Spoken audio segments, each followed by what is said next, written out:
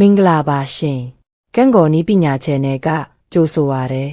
ဒီ channel ဟာနီးပညာနဲ့အခြားဗဟုသုတများကိုအပတ်စဉ်တင်ဆက်ပေးနေပါတယ် channel ကို subscribe မလုပ်ရသေးတဲ့မိတ်ဆွေများယခုပဲ subscribe လုပ်လိုက်ကြရအောင်နော်ဗီဒီယိုကိုကြည့်ရှုပေးတဲ့အတွက်လည်းကျေးဇူးတင်ပါတယ်ရှင် Hey everyone, welcome to the channel. I'm so glad you're get ready for something awesome. If you love AI generator, you're in the right place. Don't forget to like, subscribe, and let's dive in. ယခုလိုဗီဒီယိုဖန်တီးရမှာမိမိရုပ်ကိုပြစရာမလိုမိမိအတန်ကိုလည်းထည့်သုံးစရာမလိုကင်မရာလည်းမလိုချောချောလလမူပိုင်ဇက်ကောင်ဗီဒီယိုပရက်ဇန်တာတယောက်ကိုဘယ်လိုဖန်တီးအသုံးပြုနိုင်မလဲဆိုတာကိုဒီကနေ့ဒီ AI ဗီဒီယိုသင်ခန်းစာမှာတင်ပြပေးသွားမှာဖြစ်ပါတယ်အဲ့တော့ဖန်တီးပုံအစစ်စစ်ကိုကြည့်ရှုသွားကြအောင်နော်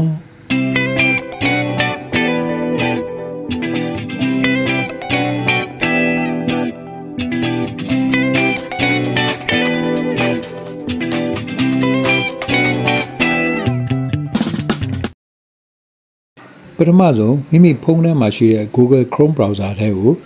နှိပ်ပြီးဝင်လိုက်ပါမယ်ပြီးလို့ရှိရင် search bar ထဲမှာယခုလို leonardo.ai ဆိုပြီးတော့ရိုက်ထည့်ပြီးတော့နှိပ်ဝင်လိုက်ပါမယ်ဖုန်း application အနေနဲ့သုံးညင်နေဆိုရင်တော့ယခုလို launch app ဆိုတဲ့နေရာကိုနှိပ်ပြီးဝင်ပေးရပါလိမ့်မယ်မိမိတို့ကတော့ browser ပဲသုံးမှာဖြစ်တဲ့အတွက် get started ကိုပဲနှိပ်ပြီးဝင်လိုက်ပါမယ်ဝင်ပြီဆိုရင်ထုံးစံတဲ့မိမိတို့က Gmail account create လုပ်ပေးဖို့လိုပါလိမ့်မယ်အဲ့တော့ account တစ်ခုခုပေါ့နော်မိမိတို့ဝင်ထားတဲ့ account တစ်ခုခုကိုရွေးပြီးတော့ Gmail account ဖောက်ပြီးတော့ဝင်လိုက်ကြအောင်ပါမိမိက account တစ်ခုခုနဲ့ရွေးပြီးတော့ဝင်လိုက်ပြီဆိုတာနဲ့ယခုလို Leonardo စာမျက်နှာပွင့်လာတာကိုမြင်တွေ့ရမှာဖြစ်ပါတယ်ယခုလို Leonardo AI စာမျက်နှာတွေကို prompt ရိုက်ထည့်ပြီးတော့ဆွဲပေးထားတဲ့ဓာတ်ပုံပေါင်းများစွာ enemy များစွာကိုယခုလိုအများကြီးတွေ့မြင်ရမှာဖြစ်ပါတယ်ဒါကိုနမူနာယူပြီးတော့လည်းမိမိတို့ prompt တွေကိုရေးသားနိုင်ပါသေးတယ်ယခုမိမိတို့ကဓာတ်ပုံတစ်ပုံရုပ်ပုံတစ်ပုံဖန်တီးရမှာဖြစ်တဲ့အတွက် image ကိုရွေးပေးလိုက်ပါမယ်အဲ့တော့ image ကိုနှိပ်ပြီးရွေးလိုက်ရင်ယခုလို image နဲ့ဆိုင်တဲ့စာမျက်နှာပွင့်လာမှာဖြစ်ပြီးတော့သူ account ဝင်လိုက်တာနဲ့ credit 150ပေါ့နော်ပေးထားတာတွေ့ရမှာဖြစ်ပါတယ်အဲ့တော့ကဒီမှာ Phoenix 1.0 version နဲ့ပုံတစ်ပုံလုပ်မယ်ဆိုရင်သူက24 credit အသုံးပြုမှာဖြစ်တဲ့အကြောင်းပြထားတာကိုတွေ့ရမှာဖြစ်ပါတယ်။ဘာရှင်းပြောင်းပြီးတော့အသုံးပြုခြင်းတော့ဒီနားလေးကမြားနေရာလေးကိုနှိပ်ပေးလိုက်ရင်ယခုလိုဟလာ flex တို့ Phoenix စသဖြင့်ပေါ့ဒီမှာဘာရှင်းတွေအများကြီးရှိပါတယ်။အဲ့တော့မိမိဒီမှာဆိုပါစို့ဒီ flex ဆိုတဲ့ဘာရှင်းကိုရွေးကြည့်အောင်ပါ။ဒါလေးကိုရွေးလိုက်မယ်ဆိုရင်ကျွန်တော်တို့ credit ကလည်းပိုသုံးတာကိုတွေ့ရပါတယ်။အဲ့တော့ flex ဘာရှင်းကိုသုံးလိုက်ရင်ဒီမှာ credit က40အထိကိုအသုံးပြုမယ်ဆိုတဲ့အကြောင်းကိုဒီမှာပြထားတာတွေ့ရပါတယ်မိမိတို့ကစမ်းသပ်ပြီးတော့အသုံးပြုမှာဖြစ်တဲ့အတွက် Phoenix version ကိုပဲသုံးပြီးတော့ credit 24 credit နဲ့ပဲအသုံးပြုကြည့်အောင်ပါစာမျက်နှာရဲ့အပေါ်ပိုင်းမှာ type prompt ဆိုပြီးတော့မိမိတို့ပုံထွက်စေခြင်းတဲ့စာသားများကိုရေးပေးတဲ့ပုံဖော်တဲ့ညွှန်ကြားလွှာလေးဒီအဝိုင်းနေရာလေးကိုရိုက်ထည့်ပေးဖို့လိုပါတယ်အဲ့တော့မိမိတို့ကတော့ဒီမှာကြိုတင်ပြီးတော့ ChatGPT ကနေပြီးတော့copy ကူးထားတဲ့ဒီ prompt ကိုမိမိတို့က copy paste လုပ်ပြီးတော့ဒီထဲကိုကျွန်တော်ကူးပြီးထည့်ထားပေးလိုက်ပါမယ်အဲ့တော့ပြင်ကျင်တဲ့စာသားများကိုလည်းမိမိတို့ဒီမှာအဆင်ပြေအောင်ကြည့်ပြီးတော့ထည့်ပြီးပြင်လိုက်ပါမယ်အဲ့တော့ဒီ prompt ရပုံရနည်းလေးကိုလည်းဒီမှာသိတဲ့တခါထပ်ပြီးတော့ဖော်ပြပေးပါမယ်ပြီးရင်တော့ create ဆိုတဲ့အနီရောင်နေရာလေးကိုနှိပ်ပေးလိုက်ရပါမယ်ဒါဆိုရင်တော့Leonardo AI ကနေပြီးတော့မိမိတို့ prompt ပေးထားချက်အတိုင်းပုံတွေကိုရှာဖွေပြီးတော့သူဆွဲပေးလာပါလိမ့်မယ်အဲ့တော့မိမိတို့အသုံးပြုတဲ့ internet ဆက်ကြောင်းရဲ့နောက်မိမိတို့ဒီ Leonardo server မှာအသုံးပြုသူအနည်းများပေါ်မူတည်ပြီးတော့အချိန်ကတော့တစ်ခါလေ4-5မိနစ်ကနေပြီးတော့တစ်ခါလေမိနစ်4-50အထိလဲကြာတတ်ပါတယ်ဒါကတော့အသုံးပြုမှုပေါ်မူတည်ပြီးတော့ပဲကြံ့ကြာမှာဖြစ်ပါတယ်ဒီမှာတော့သိမဆောက်လိုက်ရပါဘူးဒီမှာလည်းပဲစာပါပြဿနာကြောင့်မလားမသိပါဘူးအမှန်တော့ပုံ4ပုံထွက်ရမှာပါအဲ့တော့ပုံ2ပုံပဲထွက်လာပါတယ်2ပုံမှာလည်းပဲပုံကကျွန်တော်နည်းနည်းလေးအပိမတတ်သေးဘူးပေါ့နော်နည်းနည်းလေးဝါးနေသေးတယ်အဲ့တော့ click to view ဆိုပြီးတော့နှိပ်ကြည့်ရင်ဖြင့်သူ့ပုံကိုရှင်းရှင်းလင်းလင်းမြင်တွေ့ရမှာဖြစ်ပါတယ်ယခုလို click to view ဆိုပြီးတော့နှိပ်လိုက်ရင်ဒါပထမပုံတွေ့မြင်ရမှာဖြစ်တယ်လို့ဒုတိယပုံကိုလည်းပဲနှိပ်လိုက်ရင် click to view ကိုရှင်းရှင်းလင်းလင်းယခုလိုမြင်တွေ့ရမှာဖြစ်ပါတယ်ဒါဆိုရင်တော့ရလာတဲ့ပုံတွေကိုဖုန်းနဲ့သိမ်းမှုအတွက်ကိုဓာတ်ပုံကိုဖိလိုက်မယ်ဖိလိုက်ရင်အပေါ်မှာ download လုပ်ဖို့နေရာပေါ်လာပါလိမ့်မယ်အဲ့လိုပေါ်လာပြီဆိုရင်ဖြင့်မိမိတို့ကမြားနေရာနှိပ်လိုက်ရင်ပုံကိုမိမိတို့ရဲ့ဖုန်းထဲမှာအလိုလျောက် download လုပ်ပြီးတင်ထားပါလိမ့်မယ်ဒီလိုပဲဒုတိယပုံလည်းပဲဖိနှိပ်လိုက်မယ်နှိပ်ပြီးရင်အဲ့မြားနေရာနှိပ်လိုက်လို့ရှိရင်ဒီပုံကမိမိတို့ဖုန်းထဲမှာ auto သိမ်းဆည်းပြီးသားဖြစ်သွားပါလိမ့်မယ်မိမိတို့လိုချင်တဲ့ပုံရအောင် prompt စာသားရေးဖို့အတွက်ကိုပထမမိမိတို့ဖုန်းထဲမှာရှိတဲ့ note ထဲမှာမြန်မာလိုစိတ်ကြိုက်ချရေးလိုက်ပါကိုစိတ်ကြိုက်ချရေးပြီးပြီဆိုရင်အဲ့ဒီစာသားတွေကိုမိမိတို့ကဖိနှိပ်ပြီးတော့ copy လုပ်ပြီးတော့ယူလိုက်ပါမယ်ပြီးလို့ရှိရင် ChatGPT ကိုဖွင့်လိုက်ပါမယ်အဲ့တော့ ChatGPT ဖွင့်ပြီးရင်ဒီကျွန်တော်တို့ဒီ message box ပေါ့နော်ကျွန်တော် message box ရေးရမယ့်နေရာမှာ paste ချပြီးတော့အဲ့ဒီစာသားမြန်မာစာသားကို paste ချပြီးတော့ကူးလိုက်ပါမယ်ကူးပြီးရင်အဲ့ဒီစာသားတွေကိုဒီမြန်မာစာကိုအင်္ဂလိပ်လိုပြန်ပေးပါဆိုပြီးတော့ ChatGPT ကိုပြန်ခိုင်းလိုက်ပါမယ်ဒါဆိုရင်ခုနမြန်မာလိုရေးထားတဲ့စာသားကိုအင်္ဂလိပ်လို prompt စာသားသူဒီမှာ auto ဒီမှာချလာပေးပါလိမ့်မယ်အဲ့ဒီစာသားကိုမိမိတို့က Leonardo AI ရဲ့ prompt ရေးရမယ်စာသားရဲ့ box ထဲမှာသွားပြီးတော့ရိုက်ထည့်လိုက်ရင်အလုပ်ဖြစ်သွားပါပြီအဲ့ဒီတော့ထွက်လာတဲ့ပုံကိုပုံမူကြည်လင်ပြတ်သားအောင် upscale လုပ်ပေးနိုင်ပါတယ်အဲ့တော့ upscale လုပ်ဖို့အတွက်ကို Google Play Store ကနေပြီးတော့ AI is app ကိုဖုန်းထဲကို down ထည့်ပေးဖို့လိုပါတယ်အဲ့တော့ Play Store ထဲဝင်ပြီးတော့ AI is ကိုရှာလိုက်မယ်ရှာပြီးတွေ့ရင်သူ့ကို install လုပ်ဖို့အတွက်ကို install ဆိုတဲ့နေရာကိုနှိပ်ပြီးတော့ဝင်ပေးလိုက်ရပါမယ်ဒါဆိုရင်သူဖုန်းထဲမှာ install လုပ်နေပါပြီအဲ့တော့ပြီးသွားပြီဆိုရင်သူ့ကို open နှိပ်ပေးလိုက်ပါအဲ့တော့ open နှိပ်ပြီးတာနဲ့ log in with Google ထဲကနေပြီးတော့ account ကိုဝင်ပေးရပါမယ်အဲ့တော့မိမိမှာရှိပြီးသား Google account တစ်ခုခုကိုထည့်ပြီးတော့ဝင်လိုက်ပါဝင်ပြီးွားရင်ယခုလိုကျွန်တော် AI is ရဲ့စာမျက်နှာပေါ်လာပါလိမ့်မယ်ပြီးရင်သူ့ကို allow နှိပ်ပြီးတော့ယခုလိုစာမျက်နှာပွင့်လာတာကိုတွေ့မြင်ရမှာဖြစ်ပါတယ်အဲ့တော့ AI is ထဲမှာလုပ်ပေးနိုင်တဲ့ effect တွေများစွာရှိပါတယ်အဲ့တော့အဝတ်စားလဲပေးတာတို့လို filter တို့လို headshot ဒီခေါင်းနဲ့ပတ်သက်ပြီးတော့ပြုပြင်ပေးတဲ့ဟာတို့နောက်တစ်ခါမိမိတို့မျက်နှာပြောင်းပေးတဲ့ effect တို့နောက်တစ်ခါလူအများရဲ့မျက်နှာပြောင်းပေးတဲ့ effect တို့เนาะစသဖြင့် effect တွေများစွာရှိပါတယ်အဲ့တော့ဒီမှာလဲပေါ့เนาะဒီ effect တွေများစွာတဲ့က AI ကလုပ်ပေးနိုင်တဲ့အချက်လက်အများကြီးတဲ့ကမိမိတို့က AI enhancer ဆိုတဲ့ဟာလေးကိုရွေးပေးရမှာဖြစ်ပါတယ်အဲ့တော့ upscale လုပ်ဖို့က AI enhancer လေးကိုရွေးပေးပါပြီးရင်ဒီမှာ upload your photo ဆိုတဲ့နေရာမှာမိမိတို့စောနာက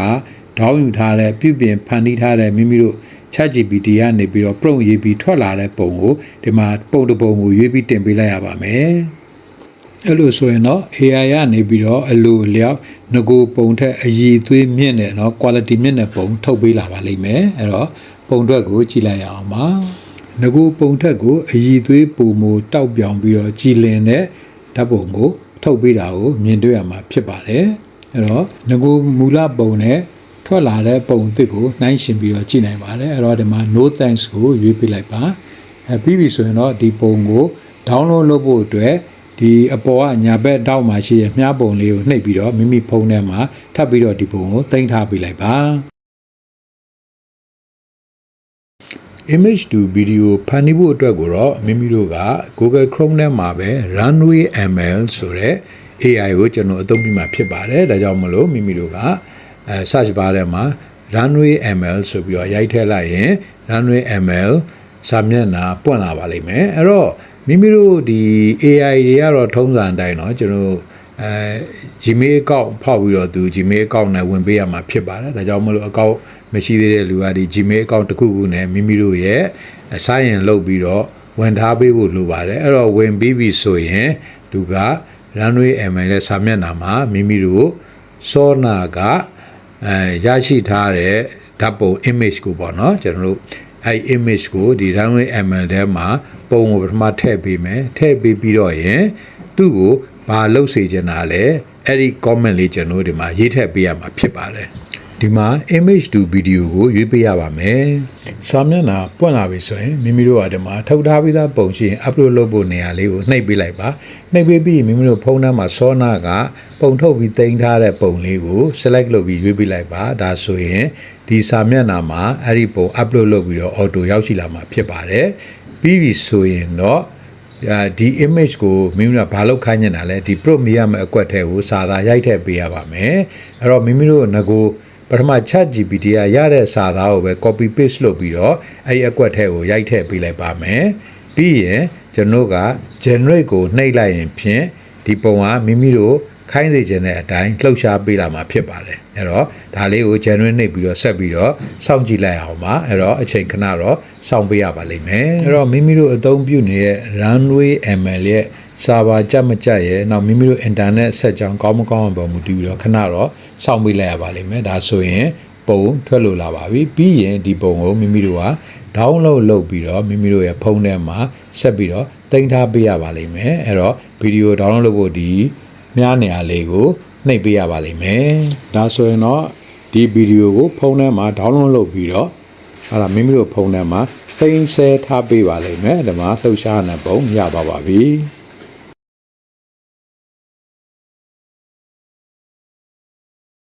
Chrome browser ထဲဝင်ပြီးတော့ clipchamp.com AI website ထဲကိုဝင်ရပါမယ်အဲ့တော့ Google account ခုတောင်ဝင်လိုက်ရင်ယခုလို clipchamp စာမျက်နှာပွင့်လာပါမယ်အဲ့တော့ဒီမှာ text to speech ဆိုတဲ့နေရာကိုနှိပ်ပြီးတော့ try it ဆိုတဲ့နေရာကိုနှိပ်ဝင်လိုက်ပါမယ်ပြီးလို့ရှင်အောက်က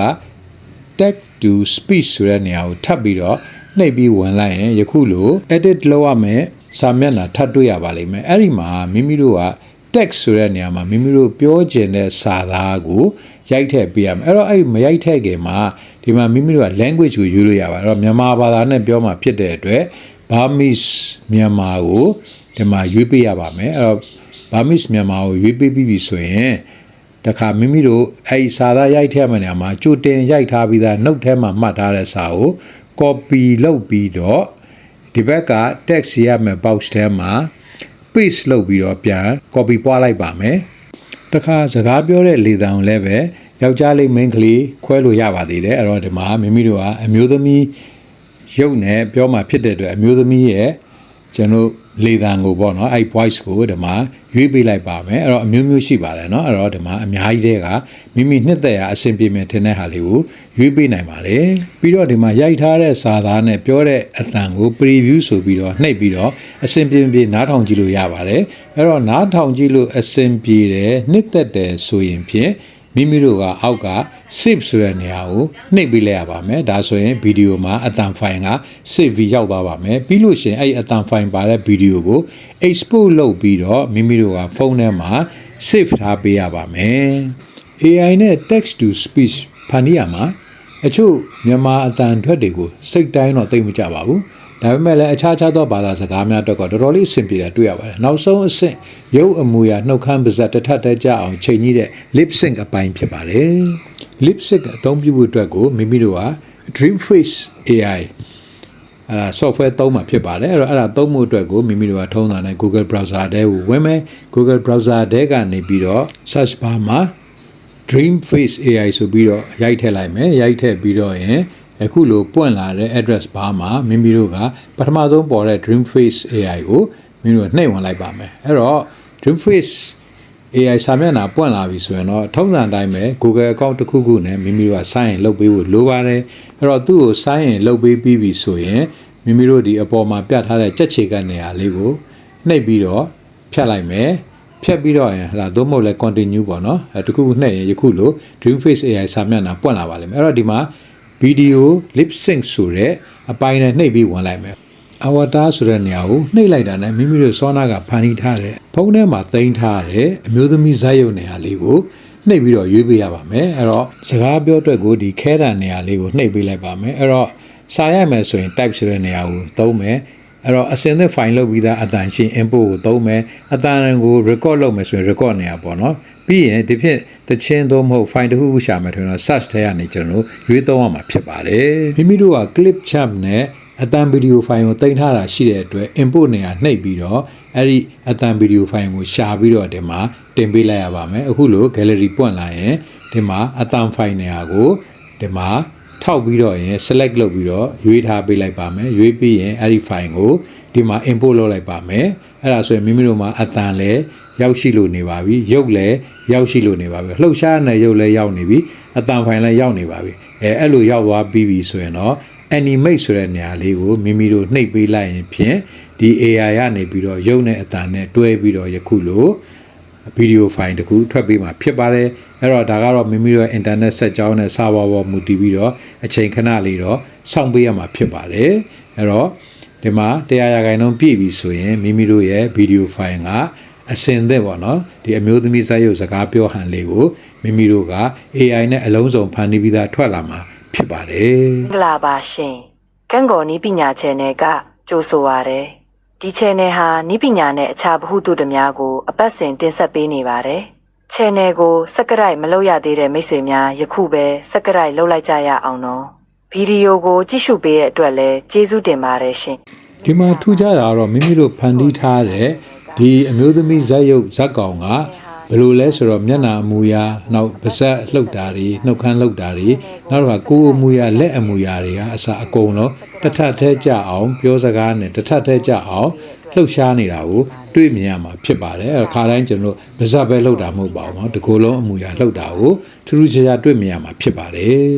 ဟုတ်ကဲ့ပါဒီလိုနည်းနဲ့ကင်မရာမလို့နောက်တစ်ခါမိမိရဲ့ရုပ်ကိုလည်းပြစရာမလိုပြီးတော့မိမိအတန်လည်းသုံးစရာမလိုပဲနဲ့ AI ကိုအသုံးပြုပြီးတော့မိမိတို့စိတ်ကြိုက်ဟုတ်လားဒီ AI ဇာတ်ရုပ်ဇာတ်ကောင်တစ်ခုကိုမူပိုင်းအနေနဲ့ဒီမှာထုတ်ယူသုံးစွဲနိုင်မှာကြောင်းတင်ပြပေးလိုက်ရပါတယ်ဗီဒီယိုကိုနှစ်သက်လိမ့်မယ်လို့မျှော်လင့်ပါတယ်နှစ်သက်ရင်ဖြင့် like share comment တွေလုပ်ပြီးတော့အားပေးကြပါဦးပြီးတော့ Gangor Knowledge Sharing Channel ကိုလည်းပဲကြည့်ရှုနေကြကုန်သောပရိသတ်အသစ်များအနေနဲ့ဟလာ channel ကို subscribe မလုပ်ရသေးရင်ယခုပဲ subscribe လုပ်ပြီးတော့အားပေးကြပါဦးနောက်ထွက်လာမယ့်ဗီဒီယိုများမှာထပ်မံဆုံစည်းကြပါစို့အားလုံးကိုကျေးဇူးတင်ပါတယ်ဟုတ်ကဲ့ပါ bye bye